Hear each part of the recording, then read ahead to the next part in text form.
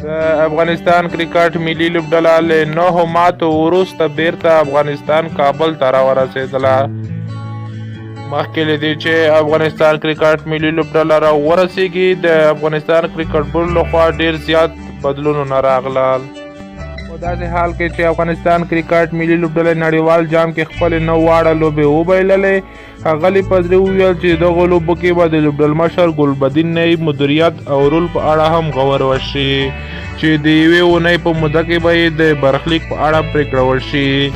د افغانستان کرکټ ملي لوبډلمشر ګلبدین نایب په خپله لومړنۍ مرکه کې له افغان لوبډلې څخه سخت ګیلمن و او فضلي په یوه بله خبره کې دا وویل چې د افغانستان کرکټ بورډ سرپرست اجرایي رئیس اسدالله خان د ټاکنیزې کمیټې پخوانی مشر دولت احمدزی او د لوبډلې مدیري یا منیجر نوید ککړ دندې وځنډول شوې.